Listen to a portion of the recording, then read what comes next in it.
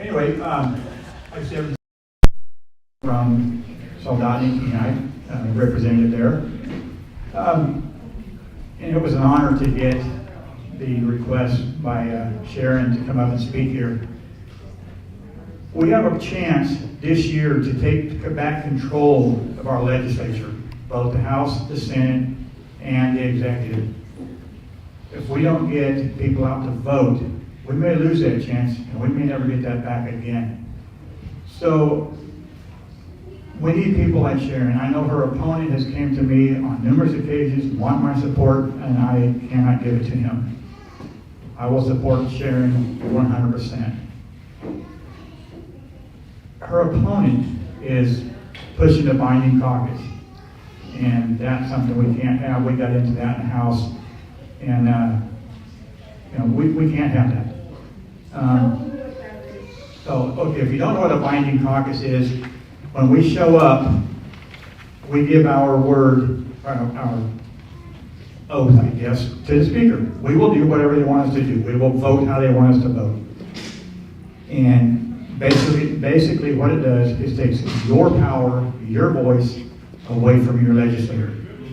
They get there, and the speaker or the Senate president will say, this is how you're going to vote, no matter what. And we can't have that. Her opponent is all for that. Her opponent also is for spending your dividend on government money, or on government projects. I'm not, that's your money. I work hard for my money. I don't want somebody else telling me how to spend it. Her opponent thinks that government knows how to spend your money better than you do. So, I'm looking forward to this year. And like I said, last year, I felt in my heart that we are going to take control of the House, of the Senate, and of the executive. And for the first time in many, many years, we are going to be able to do something for this state, for the people of this state. Because the last 6 years, we haven't had a say. Our representatives have given their oath to the speaker and to the president that they will follow their lead and take our voice away. So this year, if we can get people out to vote, when you go to vote, take somebody with you. Take 2 people, 10 people, whatever. Just get people out to vote, because that's what it's going to take. And if they don't vote, we're going to be in the same position we've been in the last 6 to 18 years. We're not going to have that voice.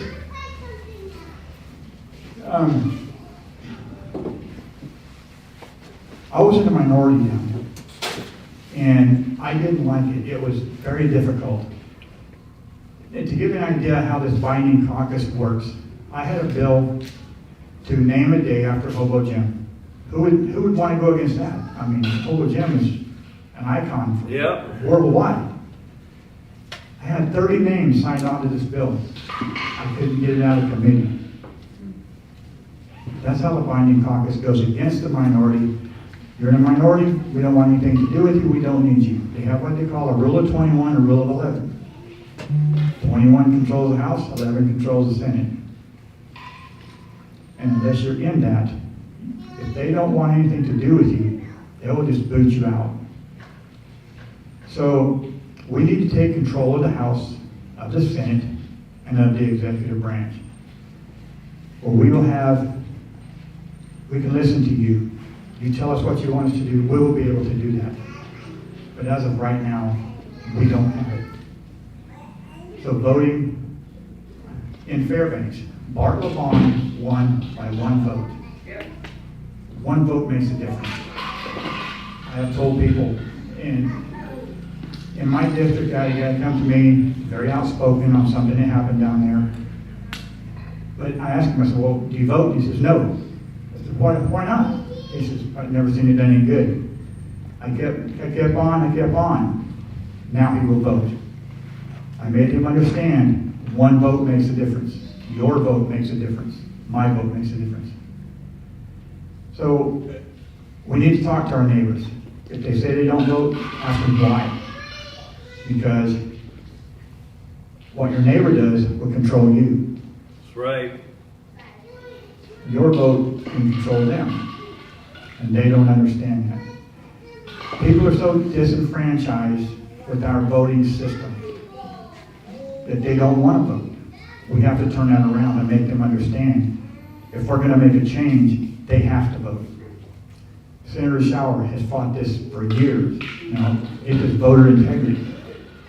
But yet that binding caucus keeps pushing it aside.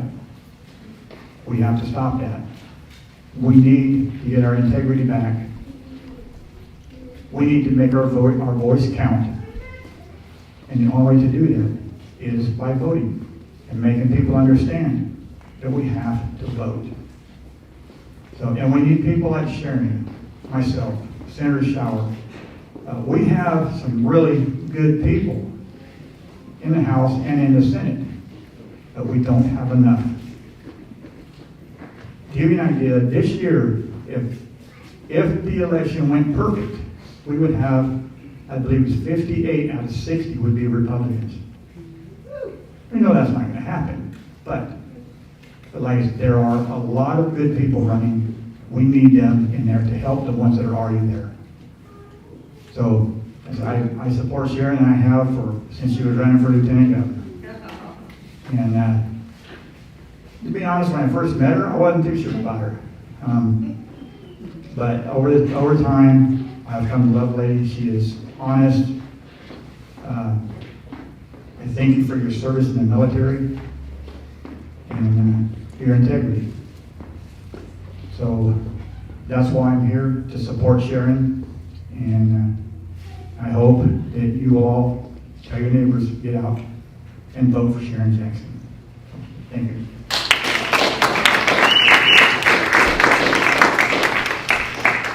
Can I add to your speech just a little bit? Okay. The gift of Bryce Edgerton was given to us by a coin toss. That is true. So one more person would have voted, it could have went the other direction. One vote makes a difference. Go back through history and look how many elections were won by one vote. So your vote does make a difference. Your neighbor's vote will make a difference. Take them with you. I go a little farther.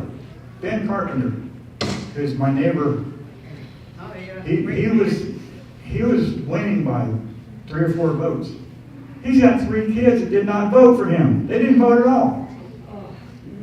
How do you think that made him feel? Be happy to share that information with you. Thank you, Marty. All right. My other good friend, Mr. Showers, would you please come on up here? Let me introduce you to you. Senator Showers. Thank you. Well, hi everybody. Look, I'm going to make Politadick's job hard. He knows that he's trying to track me because I don't stay static. I move, and I'm kind of an energetic speaker. So just FYI, I'm going to engage you. So just know that, and my hands are going to come out. So that's just the way I am. So they can hear you. Oh, don't worry, be good. We're fine. So I am Mike Showers, state senator up in the valley right now. I've been there for 4.5 years, 5 years, appointed in 2018. I think most of the crowd here knows me, so I won't spend much time on that. Clayton, good to see you, by the way. And now that Clayton's here, I'm going to say something that I wasn't planning on saying, but it just kicked that memory when I'm here. I spoke to him before the window closed about that race, where there were 4 Republicans in the race, where we're kind of circling the wagon and shooting inwards. It's one of the reasons we struggle sometimes. We fight each other, as opposed to, you look at the Democrats and the left and progressives, and they will pretty much pick one person and they'll march in lockstep. Well, I asked Clayton, I said, look, you only got a few percentage points of the vote, and another candidate did, and there was one that had more. I said, would you consider removing your name from the race so we can get behind one person? I gave the example of having Mayor Bronson. Mayor Bronson probably would have lost that race had Mike Robbins, when he did not get the primary endorsement, had taken his toys and gone home and said, don't vote for Mayor Bronson, but that's not what Mike did. He said, it's better for the team, better for Anchorage, better for Alaska, if everybody gets behind that one candidate and we make sure we don't get Forrest Dunbar, and that's what he did. And Mayor Bronson barely won, that small margin that Ron was talking about. Clayton, to his credit, in my opinion, did the exact same thing as did the other candidates, so we're now down to just two Republicans. So Clayton and others did the right thing by saying, I'm not going to do this personally, it's not about me, it's about winning. and it's about the right people winning. And Clayton dropped out of the race so that we can all get behind one candidate and hopefully send one that will not sell their soul to the Democrats like Kelly Merritt did, because that's what she did. So I can't trust her. I can't do that. I'm going to get behind the one candidate and hope that candidate's going to stick with the Republican majority. That's the way we're going to win, okay? I think that's important to understand that, right? So there are a couple key issues that are taking place right now, and Ron highlighted that very well. We will probably get the House back this year under Republican control for the first time since I've been there, really. I'm afraid we're going to lose the Senate because we are right at a 10-10 split right now. So you have some very tight races with Mia Costello against Democrat Matt Clayman. That would be a disaster for us if she doesn't win. The dog's in the House.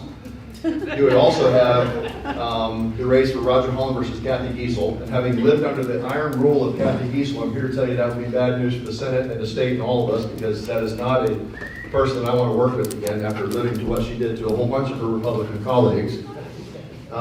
You have the race up against Scott Kawasaki and Matherly up in Fairbanks, and Matherly's a Republican. You have my race, where you have two Republicans now, because that person had to jump into the race, so we have to have two Republicans fighting each other again. But I will tell you, like in my case, my opponent doesn't talk about election integrity, doesn't talk about judicial reform, doesn't support the Constitutional Convention, believes in a PFD that the state can only afford, in other words, continue to break the law and do whatever the powers that be in that session decide they want to pay. There are things like that that differentiate all of us, okay? Sharon, I know for a fact, and I'm going to highlight what Ron said because this matters to me, because some of you that were around for a while, you know that I was like anti-binding caucus guy. Remember that story, how I got into this whole Senate from a Friday morning to a Monday night? That's how fast my political career started, when Michelle broke her leg. And I'm not going to tell the whole story because she's looking at me, don't you dare tell that story again, but it's a true story. That's how it happened. And so I got down there, and I'm sitting in the power office, right? So they do this standard thing to you, right? Here I am, sitting in the little chair, and I've got the short chair, and there's the big table with the big chairs, right? They're sitting there. I have to look up at him. It's Peter Machicki, Senate Majority Leader, Pete Kelly, the Senate President. It was Anna McKinnon, Vice Co-Chair of Finance, and it was your current Lieutenant Governor, Kevin Myers. He was the Rules Chair at the time. There's the big four power players. There's little old me, new guy, just the dumb fighter pilot, don't know anything. And like, so Mike, you going to join our caucus? And I'm like, all right, and I'm just playing a little stupid. I'm like, what's the caucus? Oh, we get together, we're going to do this, that's great. You get some more staff, we'll give you a bigger office, a couple good committees. I'm like, that sounds good, what's the catch? What do you mean, what's the catch? Well, there's always a catch. Well, you got to vote for the budget. I'm like, oh, okay, when are you going to know what the budget is? Well, at the end of the session. I'm like, that's like 3 months away. Well, yeah, that's how we do it here. I'm like, that doesn't make sense. I'm like, oh, you got to do this little thing, procedural votes of the Senate President, because I said, just got to vote that way. I'm like, well, what do those mean? Oh, don't worry about that. That's not a big deal. Well, I don't think I can do that. And I actually used this example. I said, well, that's kind of like if I'm building a house, that's what the banker and the builder are going to tell me when the house is built, how much I'm going to pay for it, and what the interest rate is. I'm like, that's just, nobody does that. I remember very clearly Peter Machicki getting up out of his chair and pounding the table in front of me, to which I was like, really, dude? And he actually said, when are you going to know?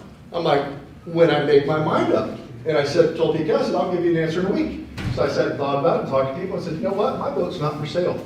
I'm not going to give my vote to them and tell them what the budget, how can I even do that? I don't know what the budget is. Here's the point that Ron was trying to highlight for all of you, and why I say this in context, this whole story to talk about Sharon in this context. If you join a binding caucus, which is how Alaska operates, you are giving your vote to leadership for the next 2 years. On the budget, all budgetary items, operating budget, capital budget, supplemental budget, the PMT, all of it.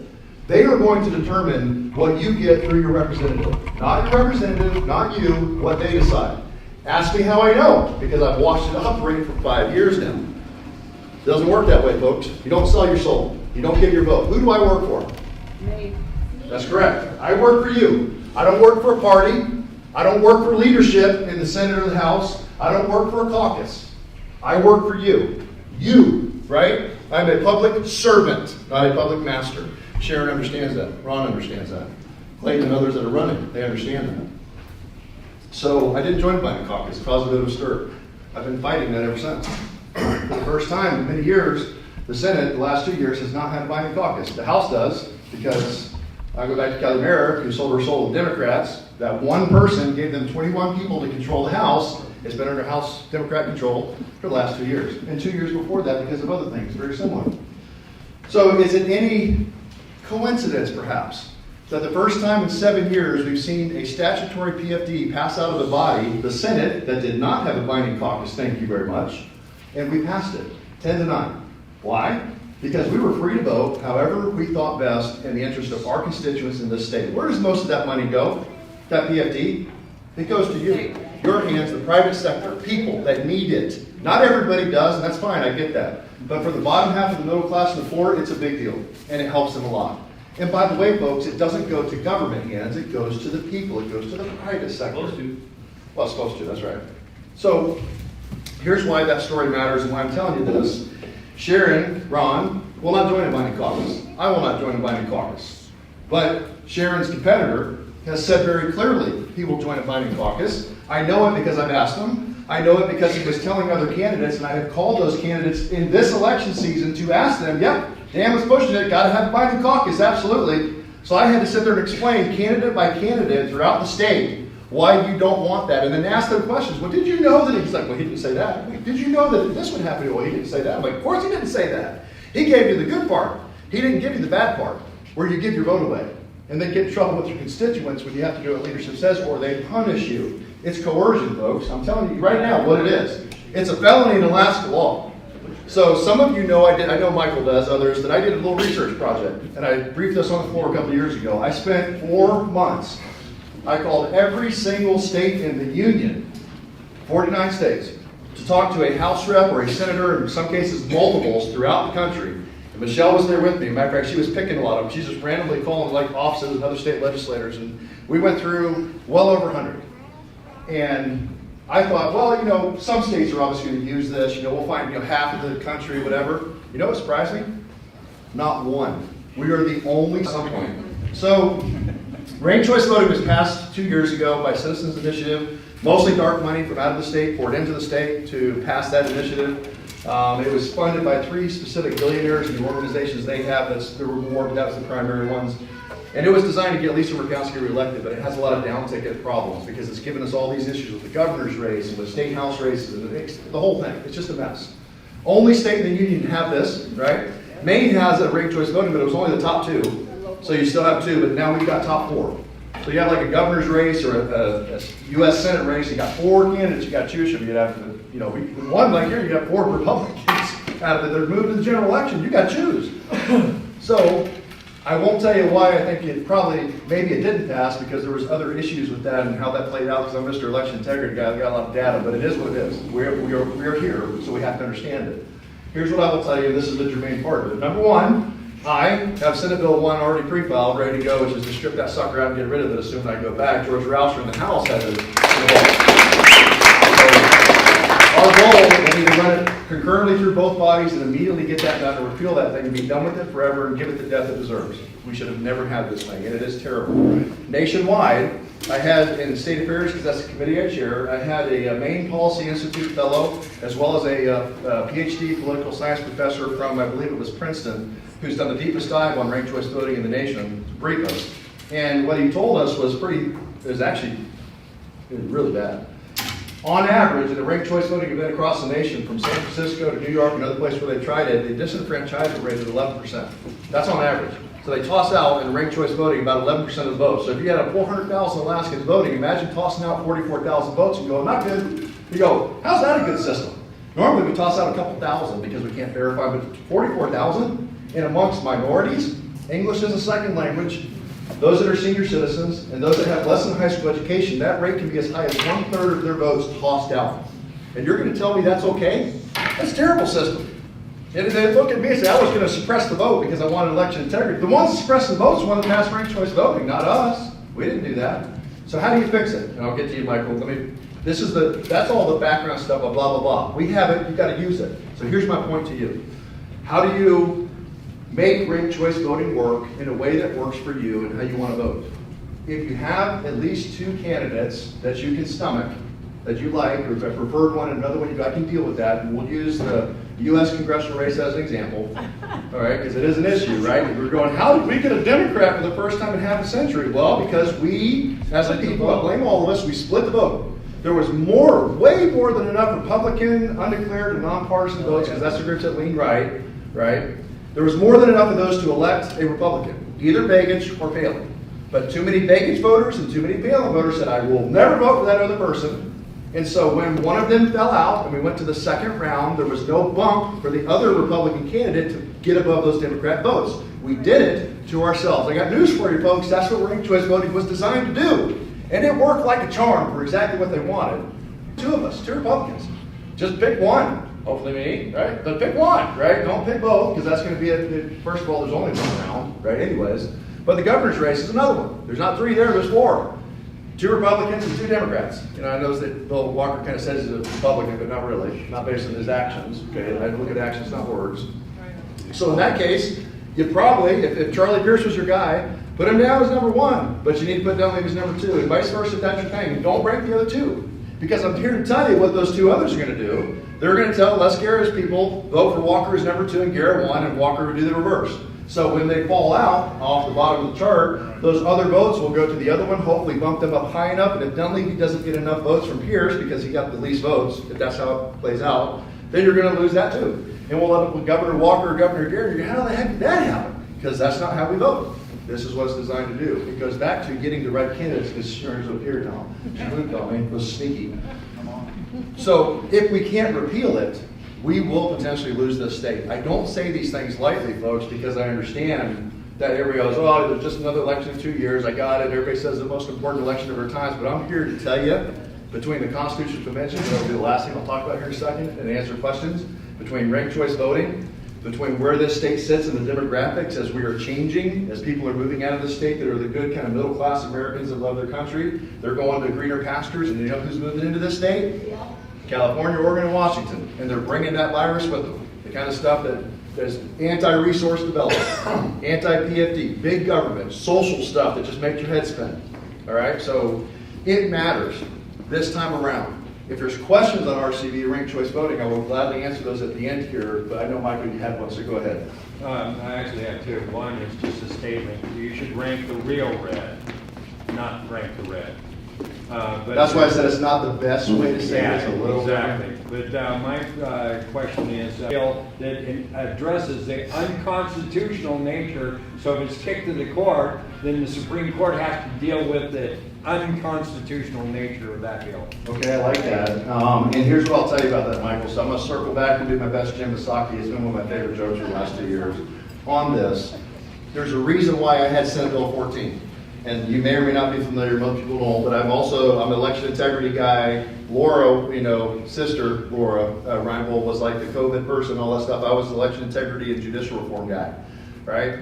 In Alaska, we have what's called the merit system or the Missouri plan. Even though Missouri no longer has that plan, they got rid of that thing. We still execute it that way. And what that means is, for all practical intents and purposes, the Alaska Bar Association, a trade group, chooses your judges that sit on the bench. Did you know that? Yeah. Some people do, some people don't. That's how it happens. They pick them, they go to the Judicial Council, they vet them, they do their thing, and they send it to the governor, and that's all the governor gets to pick from. There's no other voice in that system. You don't get to elect your judges, you only get to retain them. But most other states no longer do that. They realize that's not the best way, and it's not really wise to let a group of lawyers choose for themselves who are going to be the ones sitting on bench and control 1/3 of our government. It's become almost the most powerful one, unfortunately, when it was supposed to be the weakest. So, I had Senate Bill 14. We created this, and the point of that was to take our responsibility back as the legislature, because our own Constitution says the Supreme and Superior Court shall be chosen by the Judicial Council. All of the courts is prescribed by law. You know what that means? The lower 3 courts, magistrates, appellates, and districts, guess who gets to choose those and who gave it the responsibility? The legislature is supposed to do that. So we're going to take that back, if we can get it passed. And by the way, that's statutory change, that's not constitutional change, because they've always tried to do this via the Judicial Council, which requires a constitutional amendment. Hard to do.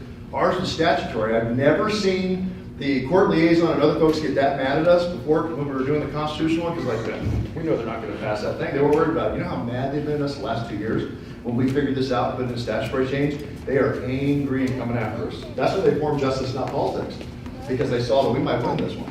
So it matters, and I agree with you, but we've got to get the courts back if we're going to do that. So I'm going to do something here. with all due respect, and with all the love I have, Time for me to be done. Senator Shower is amazing. It is wonderful when you can go to Juneau and have legislators, especially senators, that you can look up to and know you can trust them. Especially look up. So anyway, I want to bring some music and then have Clayton Trotter speak. And then let's have some fun. I promise fun, right? Yes, you did. All right, you ready? Huh? Oh, she wanted me to talk about Constitution. Let me say it real quick. Are you going to cover it? Blake, again. It's all good. I will make it very quick because Sharon has made her intention clear.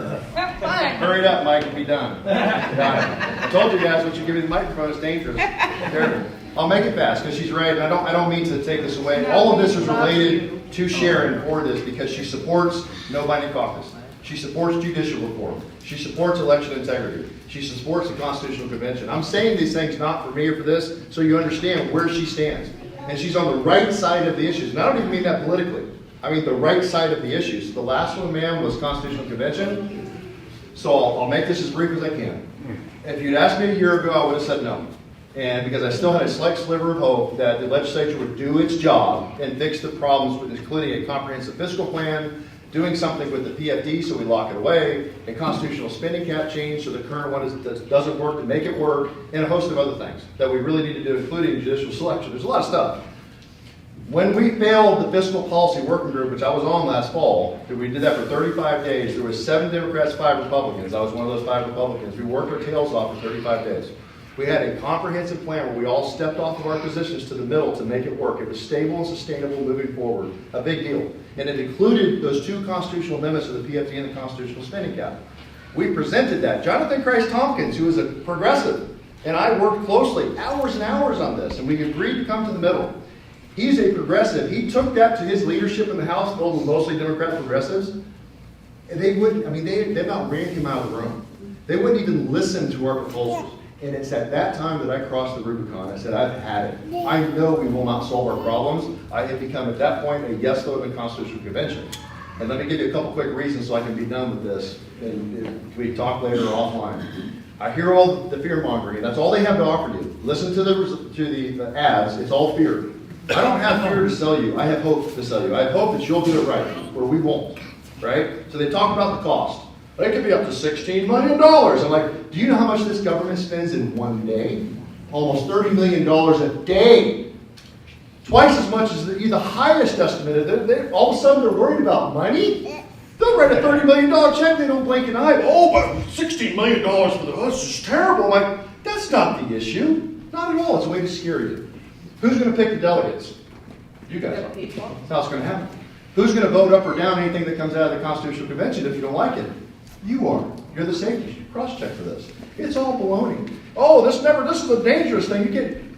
We've amended our own Constitution many times because it needed to happen. Other states, there have been hundreds of constitutional conventions around this nation. Funny thing, they're still operating just fine.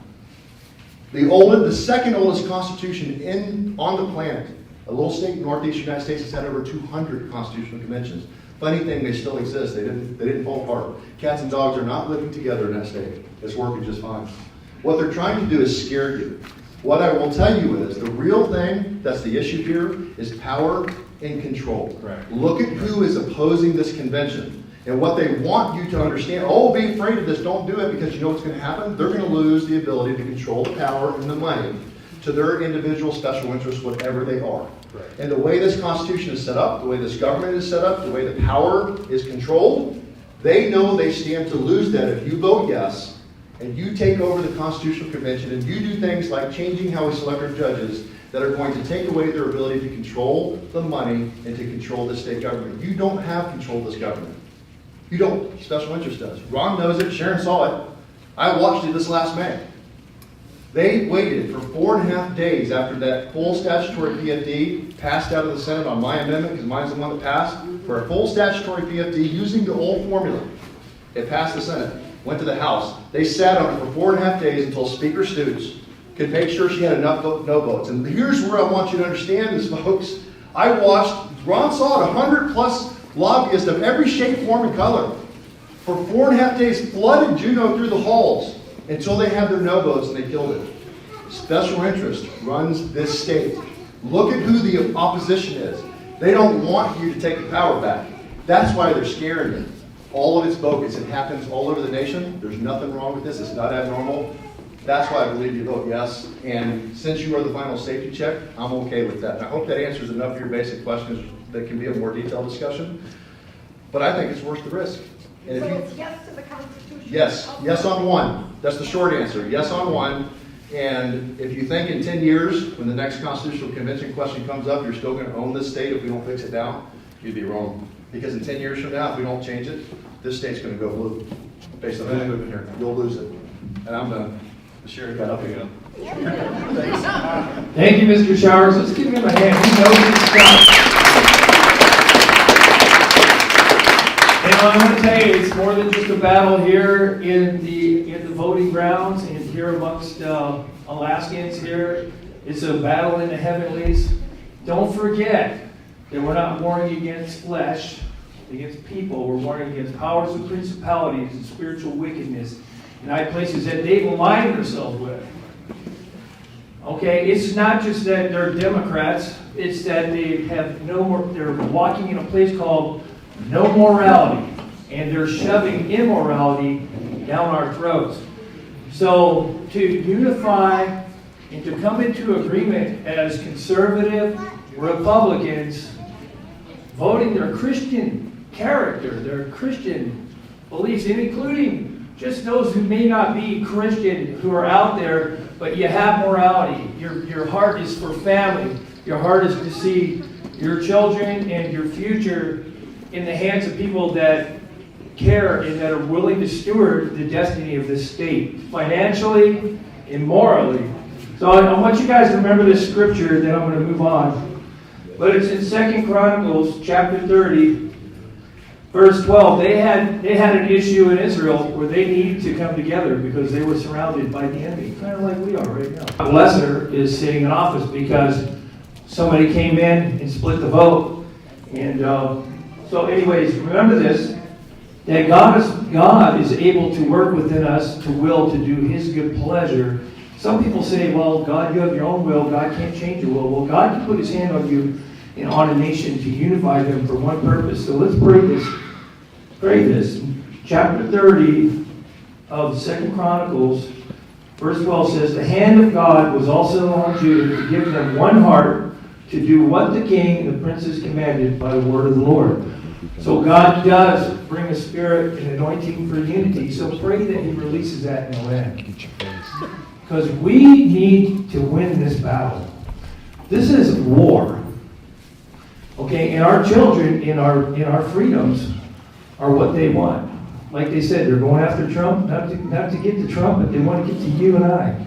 And they want to tear our Constitution apart, and they want to install their tyranny in this nation, which is, our nation was founded on the principles that stand in direct opposition to tyranny. So, this here is our flag. I want 2 veterans to come up here right now. So, Mr. Showers, can you come up here, please? They got to be tall, because you're going to hold this flag. Here's here's one tall guy. Okay, this song was written by Kenny Lee. Here you go, sir, come on up. You guys open up that flag, then hold it out. This song is called The Flag. It was written by Kenny Lee. He's from Nashville, Tennessee. If you've ever heard the Trump card, he's the one who wrote that for the Trump campaign. And he's my producer.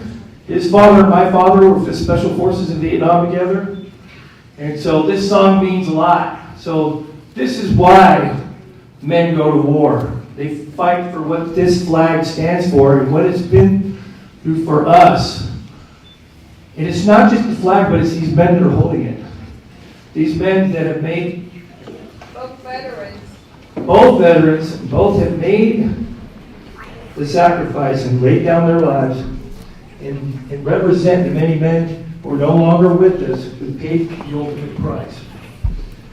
So, let me get this. It's called the flag.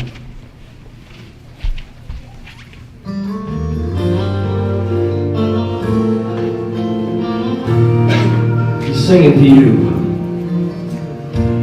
I've had holes blown through me. I've been torn, stepped on, blown to hell.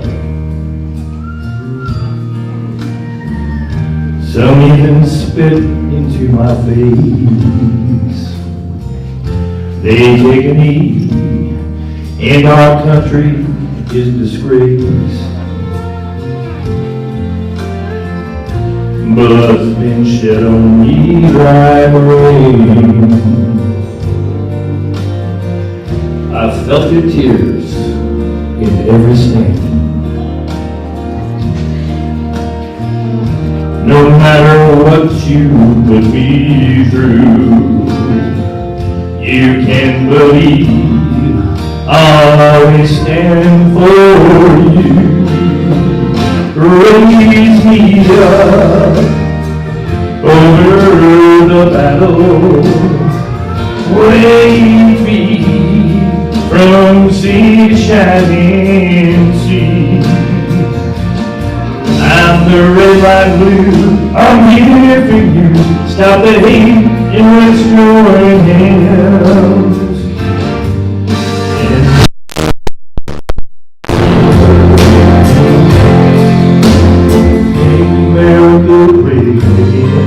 Sorry about that.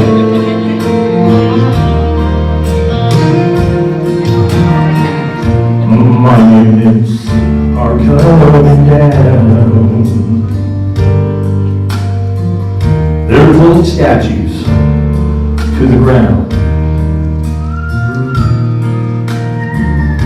And history can be replaced. Where men have died, time can't be erased. I've covered coffins coming home. I'm forgiven a widow's hand.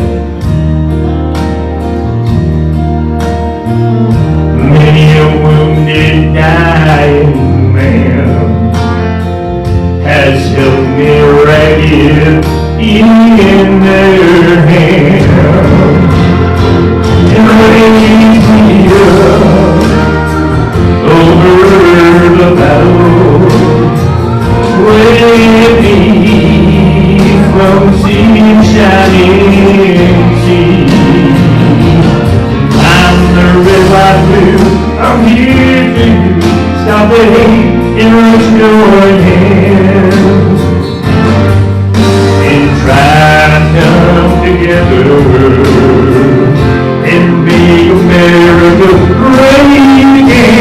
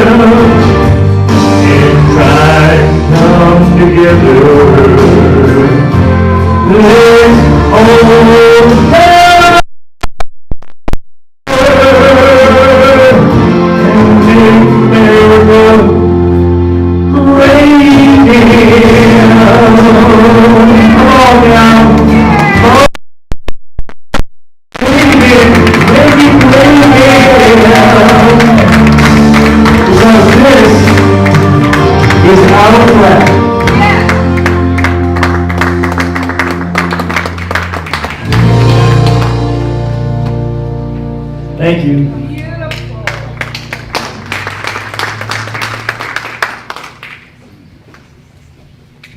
Okay, moving on.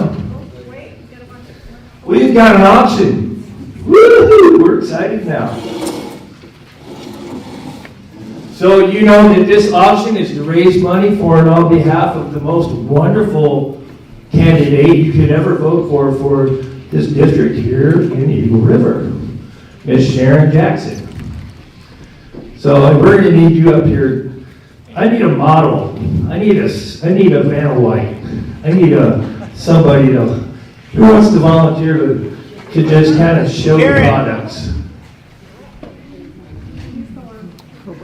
What's her name? Karen. JD. Or TJ. Either one. Would you like to? What's your name? Roberta, come on up. Thank you. Hey, everybody, give Roberta a hand. Okay. Say hello, everybody, Roberta. Hi, everybody. Roberta's voting for Sharon, right? Yes, there we go. So, first up, What do you got? first off, we have the Ruger Wrangler 22 revolver. Would you like to go over there and show everybody the revolver? Want to go get it and then just kind of pick it up and show it around? But don't point it at anybody.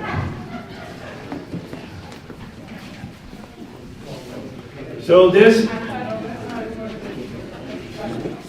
no, grab the 22 is the revolver. That's the shotgun. Do that one. It's this one right here. Okay, we can do that one. Yeah, do that one. Okay, that's it.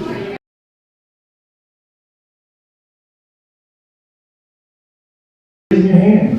Yes, here's 425. Thank you all for being here today. Please do not forget to like and share this video. I guarantee you on replay that it should be stutter free and be able to hear everything loud and clear. Please go to our website, politadick.com. All your support goes right back into making sure we can keep doing more of these. In fact, your support has helped us to be able to get some new wiring connections for the microphone so that we could run this one static free today. I have not lost a single connection on my end other than poor internet, which keeps causing it to stop and stutter and sputter, which I've been having to deal with. They're currently having the auction right now. That's Sharon Jackson's campaign to help pronounce it so that she can defeat people like Dan Sadler, who openly admits that he wants the binding caucuses all for divine benefits, and he believes that he is for a sustainable PFD, which only if they feel like it, once they've spent all the money on government, they might or might not give us a PFD. That's what his version of sustainable is.